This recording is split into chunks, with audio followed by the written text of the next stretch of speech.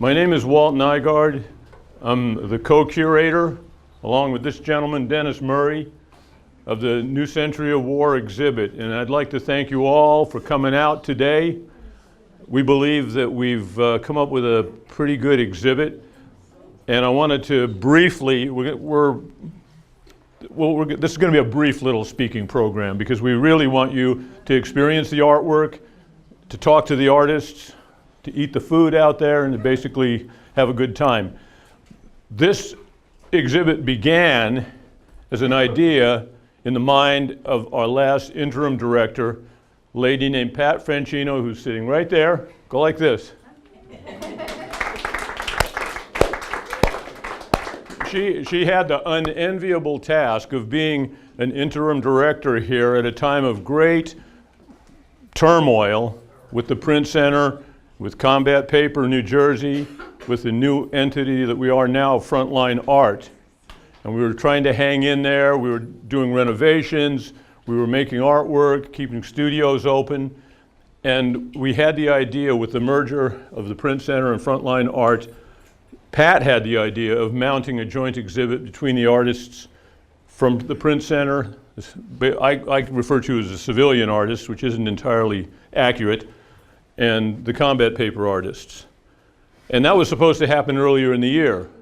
But due to scheduling and other exhibits, it got bounced further and further into the year in the planning to November. And Pat said, well, okay, we got Veterans Day coming up. And to me, the year 2017 is memorable because it's the 100th anniversary of American entry into World War I. Since 2014, I was working on a series of prints commemorating artists who were killed in World War I.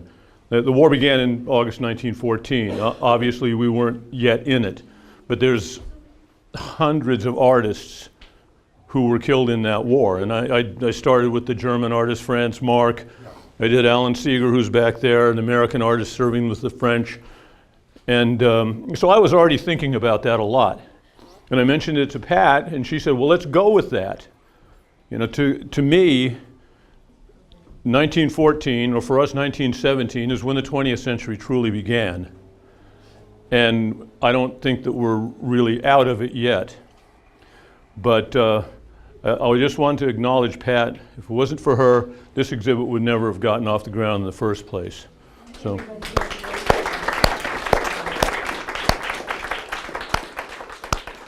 Now, I would first like to introduce the man who's going to step in and make things go from here on out. And he is director, well, first of all, he's the co-founder of Combat Paper New Jersey. Along with Eli Wright, Dave Keefe came in here at the end of 2011 and began this small program for veterans to take our uniforms, cut them up, make them into paper, and begin making artwork. And he is instrumental for us becoming the success that we've become, that's a whole story into itself. So I want to introduce Dave Keefe. Thank you, Walt. Appreciate that intro. Thank you, everyone, for showing up to this incredible exhibition. We're super excited about this exhibition, and this being our first exhibition as Frontline Arts. I am thrilled to be the director of Frontline Arts and to be in this position where we can reach into the community, pick out what we have, what our strengths are as artists, as printmakers, as paper makers, local artists, regional artists, and come together and strengthen what we do and connect. And that's the real mission of what Frontline Arts does. We connect. We want to make art. We want to support artists that make art, artists that say they have whatever they want to say. You come into our building and we're able to connect. And this is an incredible first show to support that mission, where we're working with artists, the veteran artist movement, the Combat Paper contingent, the Combat Paper crew, the veteran artists working with printmakers and paper makers and artists regionally around here to come together and put on a show that answers really, what is it we're facing with this never-ending war, a new century of war. I think it's a fascinating show, and I give all the congratulations to Walt Nygaard, Dennis Murray, and Pat Franchino for this idea, and putting it together and putting all of this artwork into this space. I think it's incredible that they were able to get all this artwork in here, and it looks fascinating. A year ago, I would say, somewhere around there, Pat came to me and said, this idea, we need to get the veterans, we need to get them showing in this space. We need to figure out how to get them connected to the artist. And here we are with this incredible, incredible show. So I'm thrilled to be here. I'm thrilled to be the director of Frontline Arts and to work going forward, strengthening this community, reaching deeper into the community, and providing more comprehensive support for artists. And we're going to work very hard to do that. Myself, Amanda Gorsinger, Rachel Heberling, who's downstairs, I think, still in the studio, and the staff that supports us and around us, and our board. We're just very excited to be here and to move forward. So thank you for coming. Thank you for showing up. Enjoy this poetry reading. Enjoy this presentation, this performance, and I look forward to seeing you in the studio.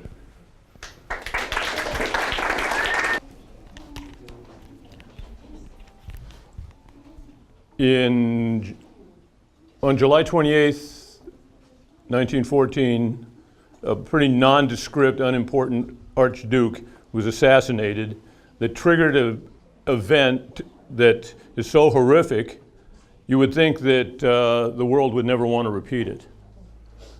But the outcome of the war to end all wars has been nothing but constant industrialized slaughter that continues either overtly or covertly all around the world.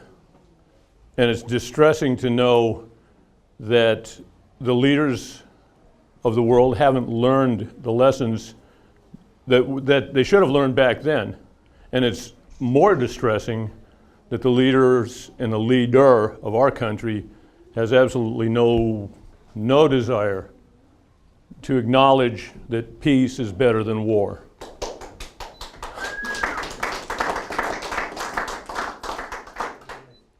I'm going to introduce 4 gifted individuals who are going to each read a poem that speaks to this topic.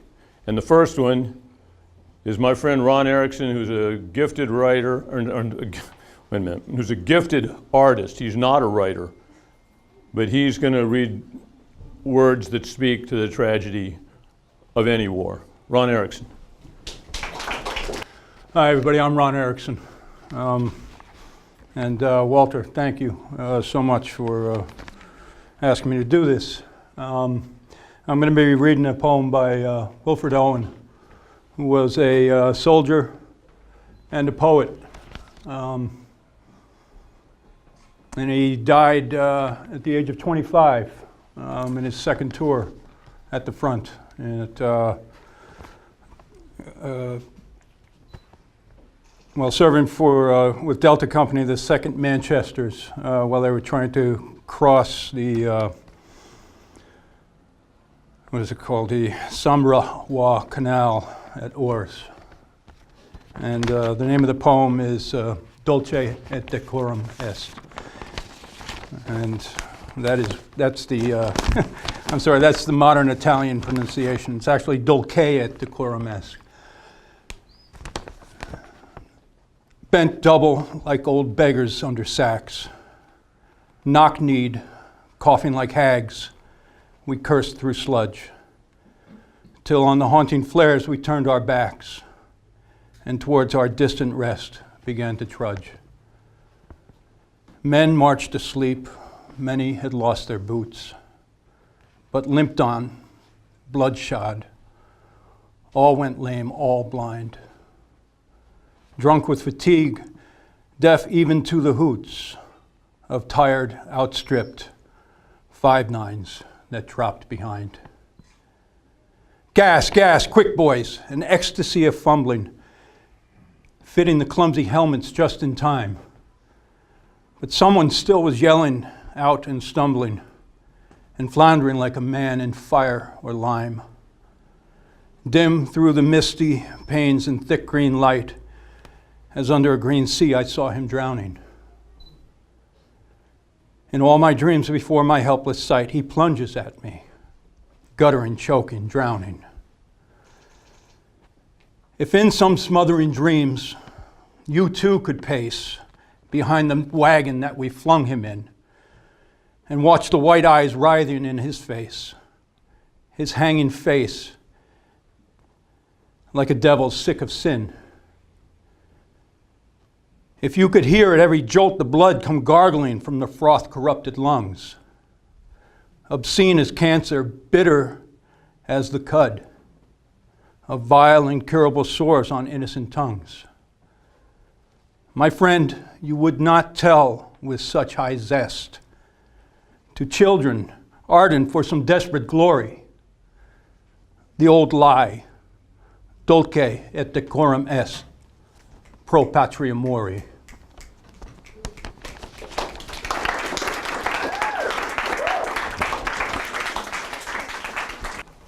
Our next speaker is my friend Jan Barry, who has done 100 poetry readings. He's a gifted poet, a journalist, one of the founders of Vietnam Veterans Against the War in 1967, a member of Veterans for Peace and Combat Paper, and the primary facilitator for the Warrior Writers Project, which is sort of a writing program that's kind of a brother or sister program to Combat Paper.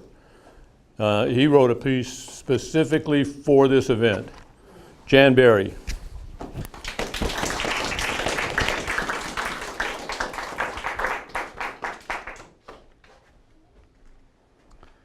I also have to give a shout out for Walt for his artwork for a new anthology of poetry and prose that we're publishing right now. It's going to be printed next week, which commemorates the writing program that we've been doing for a number of years. And we have a book party reading coming up in Morristown at the Dodge Foundation on November 16th at 7 p.m. If you were able to join us, we'd really appreciate it. I have a poem over there. It was printed on combat paper, thinking along these same lines of making new history. When Walt asked me to write something that really encapsulates what's going on in this room, this is what I came up with. 100 years, it began with a gunshot that shattered a continent of kings' alliances, of treaties, families, ancient enmities, grudges, myths, and memories of oh so great empires, Holy Roman, Hadrian's, Pax Romana, Alexander the Great's victorious, glorious conquest from Greece to India, the Great War of 1914 bogged down in trenches, where kings' divine powers were mired in mud, and vast armies writhed in barbed wire and poison gas amid shattered cities and explosion-churned fields whose vivid crops were blood-red poppies. The cancerous carnage on the Western Front in Flanders and France, on the Italian front with Austria-Hungary, and on the Eastern Front in Russia, Poland, Romania, Bulgaria, and the Balkans, metastasized in the Mideast. Biblical battles that shattered empires, that begat Iraq, Syria, Saudi Arabia, Lebanon, Palestine, Jordan, Turkey, and the resurrection of Israel. The doughboys and Marines who in 1917 marched into the monstrous morass to finish off the Boche brutes had no way of knowing their sons would be called up and be fighting in no time in World War II. And victorious as America was in 1945, great-grandsons would be stationed in Germany in tank brigades faced off against Russia and fighting endlessly in Iraq, Afghanistan, and hot spots around the world 100 years after the war to end all wars.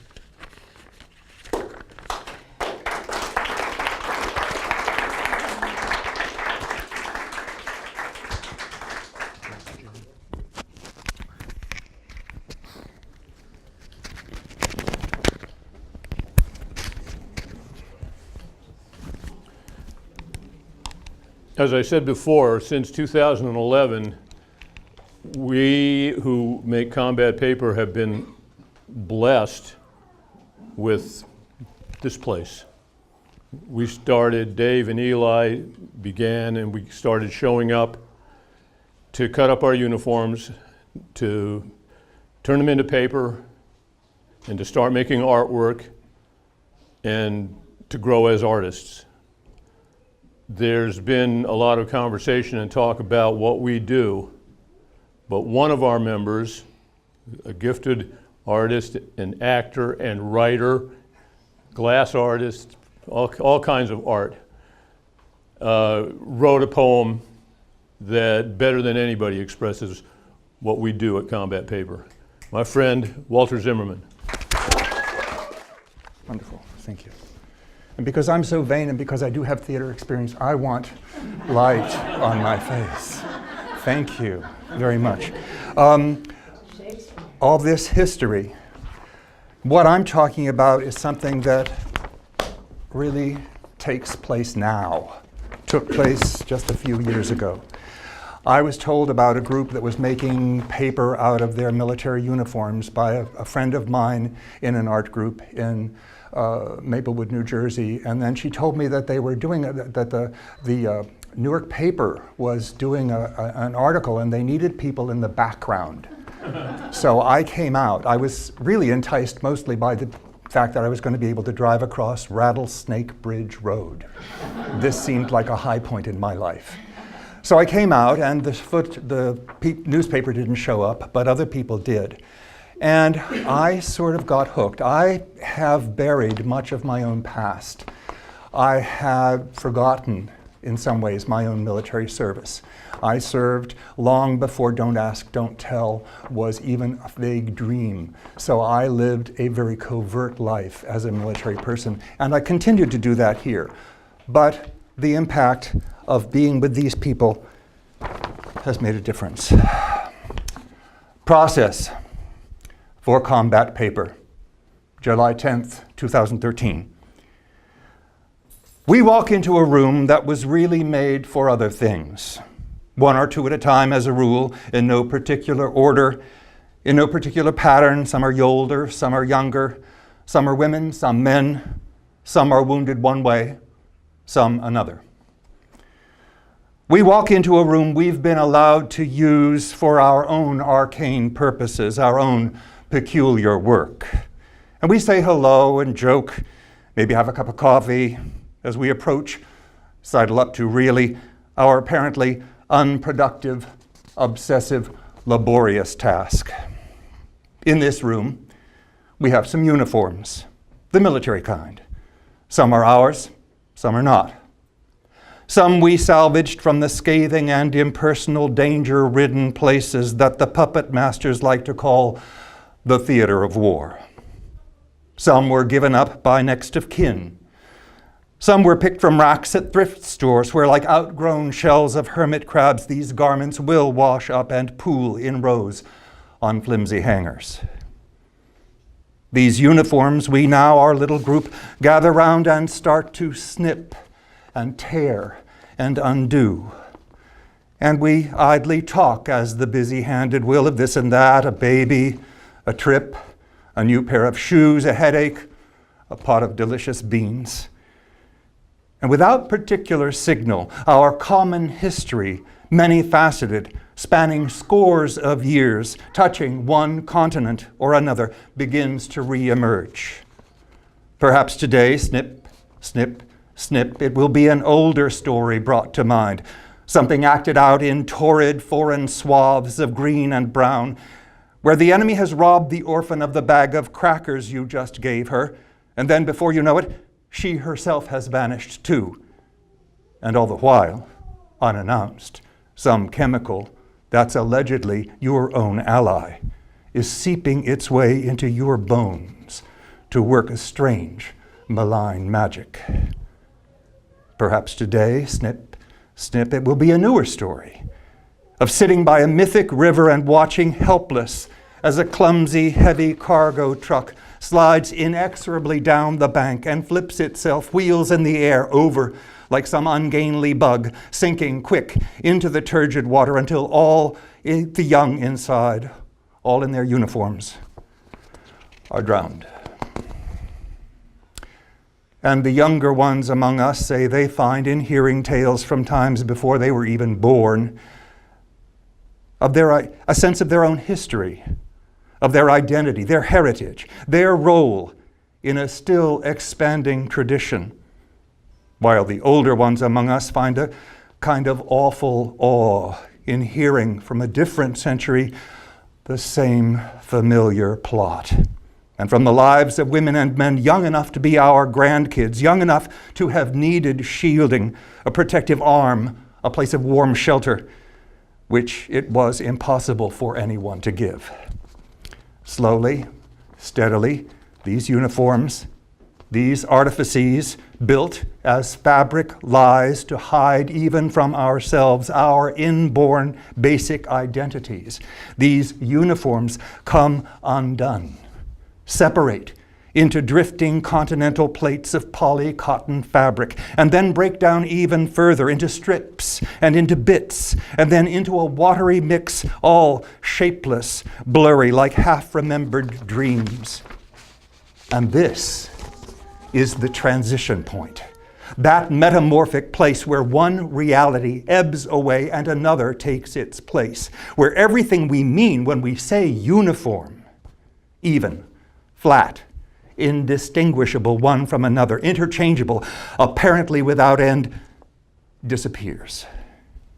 And something else emerges, made up of the very same stuff, but profoundly rearranged. The ranks of warp and weft undone, the rigid pulling tension that gives the cloth its strength relieved, released. The twisted threads themselves chafed down to single fibers, adrift without rank, without differentiation. And now these liberated bits of string are brought together in a different way, the way that we, while disassembling all this cloth, have found among ourselves a life-entwining companionship. And where we began with a set of fabric disguises, now we have flat and blank, the stuff not unlike what hornets make when they build their nests, just paper, you might shrug, but waiting, as paper so patiently does, for something else, something odd, something unique, no doubt, to happen. How unspectacularly wonderful, how ordinary and miraculous all at once, that identity-suppressing clothes have become the platform and the field on which each one of us now can tell our single tale, our own version, however different, however unofficial, how oblique, how queer, of what went down out there, of what goes on in here, for and by and among us all, in a room that was really made for other things.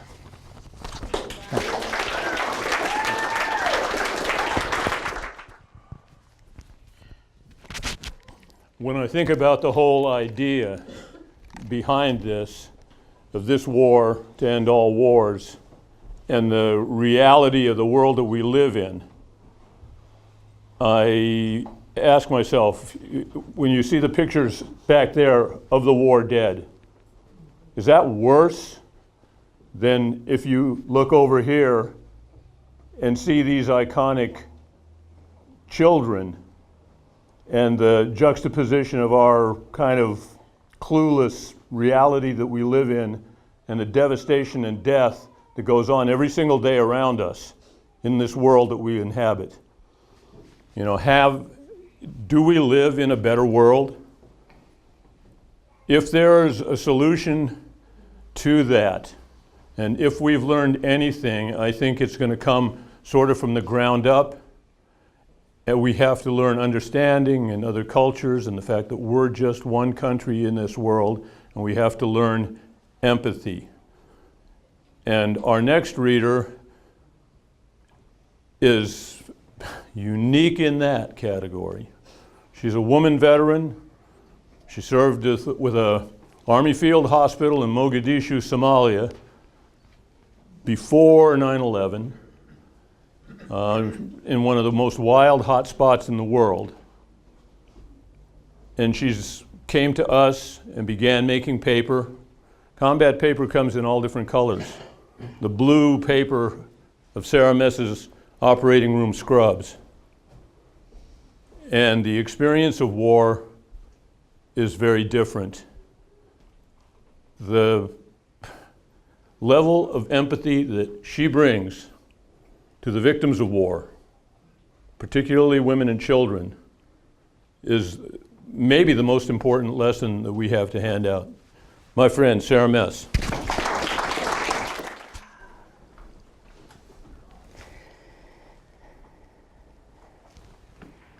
Gone. Just like that. He's gone. No tears, no goodbyes, head in hands. And it feels cold like ice. Burning regret deep inside. Reaching back to yesterdays to trace our last goodbyes. Do you know what it's like to vaporize a 5-year-old kid at close range? On my shoulder, he sobbed. We cried. He used to tell him he was a cook in the Navy. A SEAL's life. Don't want to talk about it. Attempts to survive. And there's no taking it back. You can't undo the lie. Because there's no coming back from suicide. A.J. Krause was a Jersey City veteran, and on June 6, 2017, he died of a sailor's heart.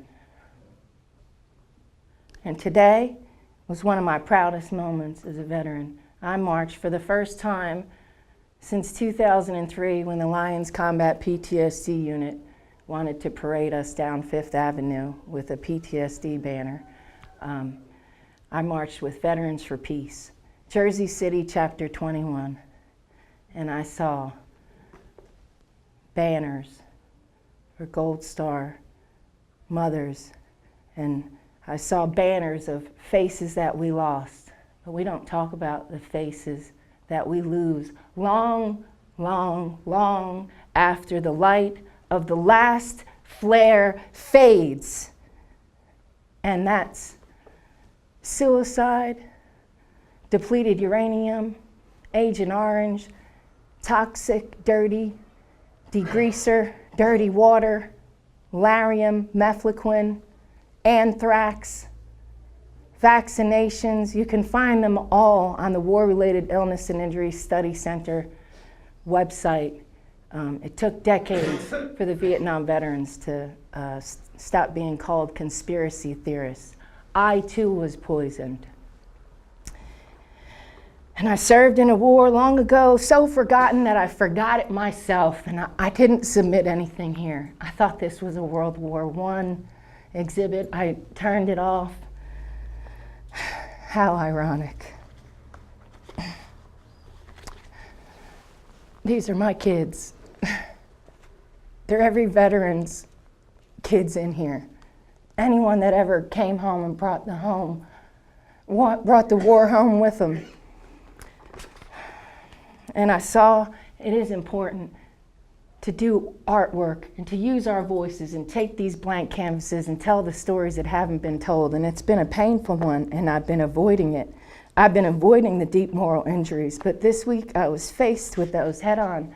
I met Kathy Eldon and Amy Eldon, Kathy Eldon's the mother of Dan Eldon, and one of the journalists that was killed on July 12th after the Mogadishu massacre in 1993, who ran to the scene to put a spotlight on what we did to them over there.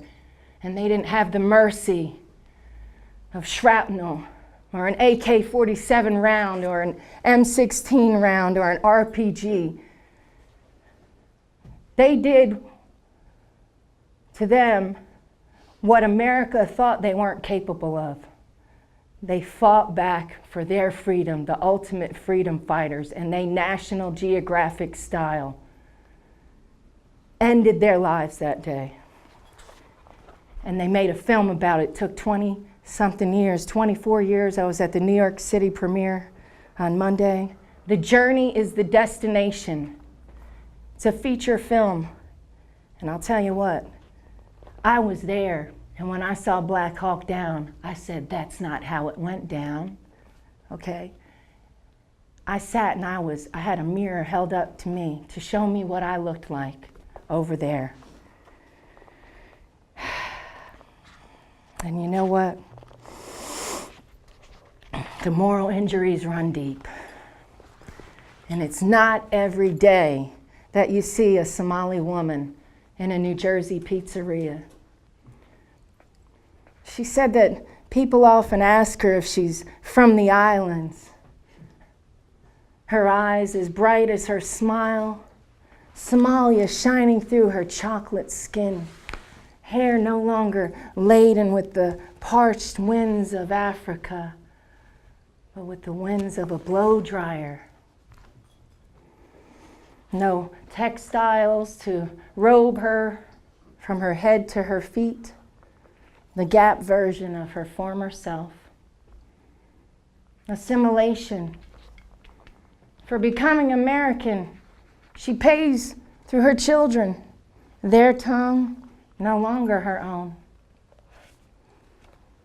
Iskawarin, I said.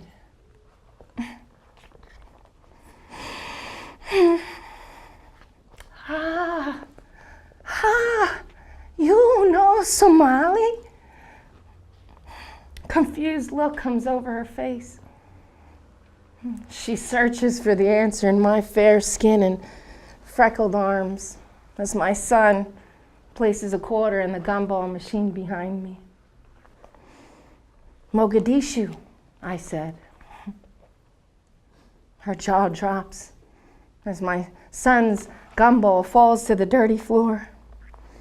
Oh no, she says. May I have another quarter? Sure. Thank you so much, I say. She slips a quarter into my son's hand, and suddenly, all the Somali children screamed in my head. Water! Water! Water! Fuck you, America! America, fuck you!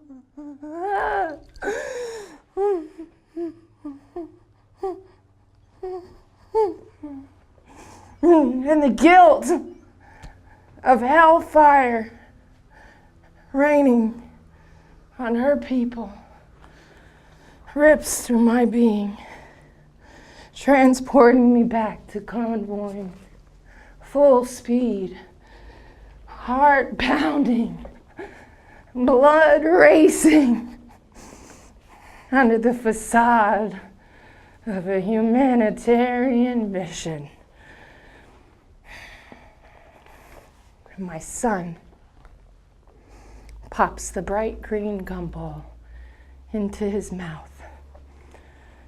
Peace had been restored to my unknowing American boy. Dan Eldon, creativevisions.org, has funding for veterans The journey is the destination. It's a feature film that tells the truth. Thank you.